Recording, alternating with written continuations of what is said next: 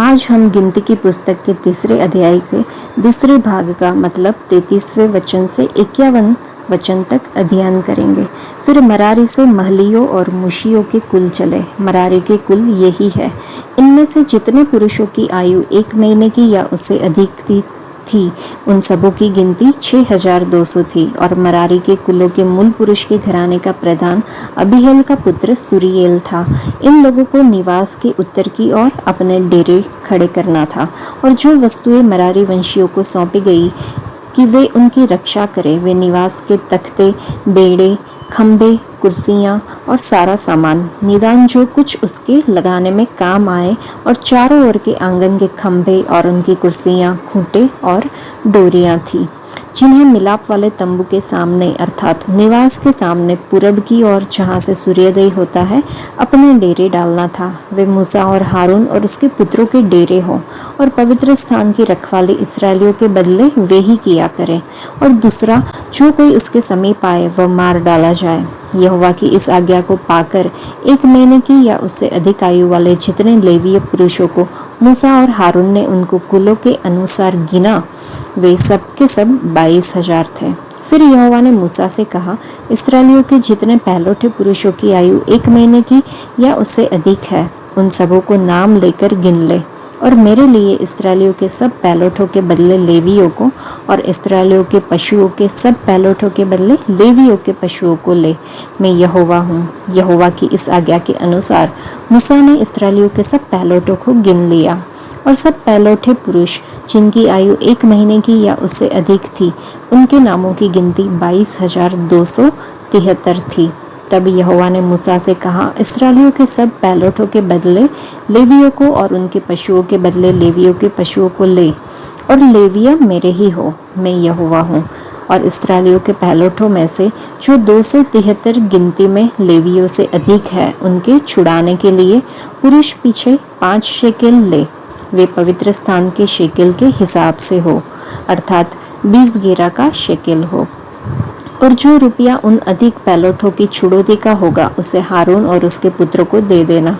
अतः जो इसराइली पहलौठे लेवियों के द्वारा छुड़ाए हुओं से अधिक थे, उनके हाथ से मूसा ने छुड़ौती का रुपया लिया, और 1365 शेकेल रुपया पवित्र स्थान के शेकेल के हिसाब से वसूल हुआ। और यहोवा की आज्ञा के अनुसार मूसा ने छुड़ाए हुओं का रुपया हारून और उसके पुत्रों को दे दिया। इस भाग में हमने देखा कि परमेश्वर ने कहा कि तुम लेवियों को अलग करो, अच्छे लेवियों को अलग करना होगा। मैं यहोवा हूँ। तो यह लेवी कौन है? लेवी याकूब का तीसरा पुत्र था। उनकी माँ लिया थी। लेवी ने अपने भाई शिमोन के साथ मिलकर शकेम और उसके परिवार को मार डाला, जिन्होंने उसकी बहन दीना को अशुद्ध किया था। परंतु यहोवा परमेश्वर ने इस लेवी को और उसके वंश को अपनी सेवा के लिए अलग कर दिया था। क्या यह आश्चर्यजनक नहीं है? हमारा परमेश्वर पाप से घृणा करता है, परंतु वो पापियों से प्रेम करता है। इसलिए प्रभु यीशु मसीह पापियों को बचाने के लिए इस दुनिया में आए और उन्होंने अपना जीवन दे दिया। परंतु शैतान दोष लगाने वाला और सिर्फ दोष लगाने वाला है।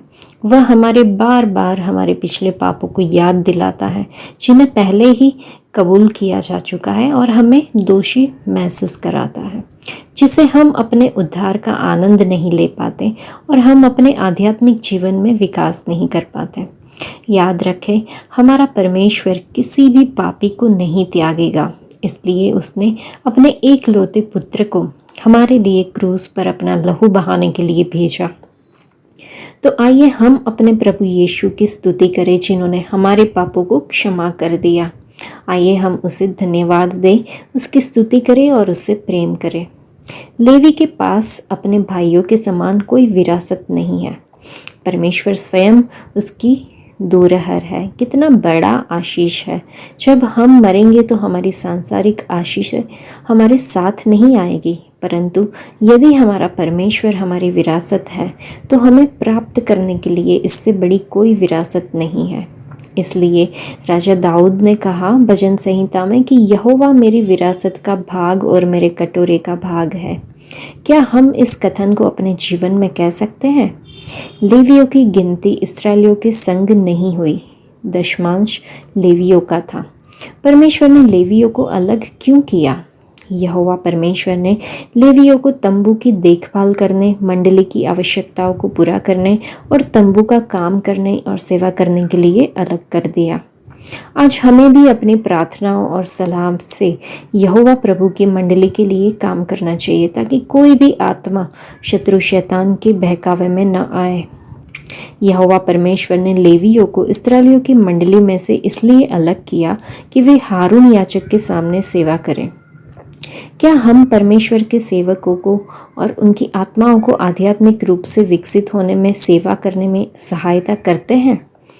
जब छावनी खड़ी होने पर या चलने की तैयारी हो रही थी, तब हारून और उसके पुत्रों ने पवित्र स्थान का सारा सामान और वह सब सामान ढांप दिया जिसे लेवियों को अपने कंधों पर उठाया था। मसीह ने हमारे पापों को, हमारे बोझ को, हमारे दुखों को, बीमारियों को क्रूस पर उठाया और हमें हमारे पापों से छुटकारा दिलाया। आइए हम उन 4 आदमियों को भी याद करें जो एक लकवे के रोगी को घर की छत से उतारकर प्रभु यीशु मसीह के सामने लेके आए थे, जो कि नए नियम में बताया गया है। आइए हम अपने उपवास, प्रार्थना और सलाह के द्वारा, उपदेश के द्वारा कई नष्ट हो रही आत्माओं को प्रभु की उपस्थिति में लाए। इतना ही नहीं, लेवियों ने लोगों को व्यवस्था समझने में सहायता दी। नहम्याह की पुस्तक में लिखा हुआ है, इन लेवियों की तरह यहोवा परमेश्वर ने हमें उसकी सेवा करने के लिए अलग किया है। लेकिन अक्सर हम लेवी की तरह उदासीनता के साथ चलते हैं, जिसने जेरिको की सड़क पर घायल और अपंग व्यक्ति की परवाह नहीं की। हम स्वार्थी हो जाते हैं और अपनी सीमाओं और अलगाव के उद्देश्य को समझे बिना नष्ट हो रही आत्माओं और बंधन में पड़े लोगों की परवाह नहीं करते। आओ हम एक दूसरे का भार उठाएं और प्रभु यीशु मसीह की व्यवस्था को पूरी रीति से पूरा करते हुए उसका पालन करें। आज के लिए इतना ही। परमेश्वर आप सबको आशीष दे। धन्यवाद।